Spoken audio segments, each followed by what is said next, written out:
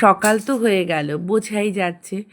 আর দেখো, ঘুম থেকে উঠেই যখন বারান্দায় এলাম, তখন কি সুন্দর একটা গোলাপি রঙের জবা ফুল ফুটেছে। সঙ্গে দুটো সাদা জবাও ফুটেছে, দু তিনটে। আমার না খুব ভালো লাগে জানো তো, ছোট্ট ছোট্ট টবে যখন ফুলগুলো ফোটে। আর যখন গাছগুলো একটু ফুল দেয় না, তখন ভীষণ মন খারাপ হয় যে এত যত্ন করি, তাও কেন ওরা ফুল দিচ্ছে না। তবে চেষ্টা করি ফুলগুলো যাতে প্রায় রোজ নতুন নতুন করে ফোটে, প্রত্যেক দিন যাতে একটু একটু ফুল ফোটে, সেটা দেখতেও বেশ ভাল লাগে। আর জানো তো, ব্যালকনিটা না এত সুন্দর লাগে দেখতে, কি বলবো তোমাদেরকে। একদিন দেখাবো, সব কটা গাছ তোমাদেরকে দেখাবো। গাছের পাতাগুলোতে না বড্ড ধুলো জমেছিল, তাই একটুখানি ধুয়ে দিলাম। আর জল দিতেই গাছটা যেন প্রাণবন্ত হয়ে ওঠে। সত্যি বলছি, বিশ্বাস করো, এই গাছ লাগানোর নেশা আমার সেরকমভাবে একদমই ছিল না।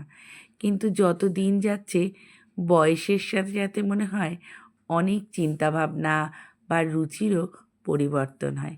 ঠিক তেমনি। আর সকালবেলায় এই যে ফ্লাক্সে চা ঢালছি, আর আমার চা মানে তো তোমরা জানোই, না চিনি না দুধ, একদম লিকার চা। এক ফ্লাক্স করে রেডি করে নিলাম। তারপরেই একটু কর্তামশাই আর আমি দুজনে বসে বেশ কিছুক্ষণ সময় চা খাওয়া হয়। আর তখনই বিভিন্ন রকমের পুরনো স্মৃতি বা গল্প, কাজের গল্প, সেগুলো একটু আলোচনা করে নিই। এই করতে করতেই সকালের কিছুক্ষণ হতে না হতেই রান্নার পালাটা তো থেকেই যায়, তাই না? তোমাদের সকালটা কিভাবে কাটে অবশ্যই আমাকে জানিও। আমার ব্লগগুলো ভালো লাগলে একটু ভালোবেসে শেয়ার করে দিও, কমেন্টস তো করোই তোমরা। সুন্দর সুন্দর কমেন্টস পাই, সত্যি বলছি। হয়তো সব কমেন্টসের রিপ্লাই করে উঠতে পারি না, তবে তোমাদেরকে প্রাণ ভরে ভালোবাসা আর ধন্যবাদ জানাই। তারপরেই চলে গেলাম রান্নায়। ইলিশ মাছের মাথা দিয়ে একটু চিচিঙ্গে ঘন্ট করছিলাম। জানো তো, চিচিঙ্গেটা না একটু মাছের মাথা দিয়ে করলে বেশ ভালো লাগে। তোমরা কি খাও? আমি কিন্তু খুব ভালোবাসি। আমার বাড়িতেও সবাই যদিও ভালোবাসে। তারপর প্রেশার কুকারেও বসিয়ে দিয়েছিলাম কিছু জিনিস সেদ্ধ করার জন্য। এইসব করে দিনের গল্পগুলো শেষ করতে না করতেই একটু বৃষ্টি হয়েছিল। আর বৃষ্টি ভেজা সন্ধেটায় প্রচণ্ড হাওয়া। আমার এখানে না এত হাওয়া, আর সেই জন্যেই সন্ধেবেলায় একটু নিচে নেমে যাই। মনটাও বেশ ভালো লাগে।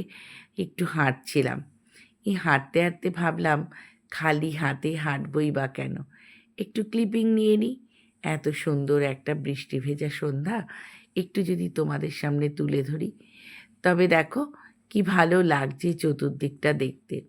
সেই জন্যেই আর কি তুলে ধরা। জীবনের তো অনেক রকম গল্প থাকে, তবে ছোটোখাটো গল্পগুলোই তুলে ধরি।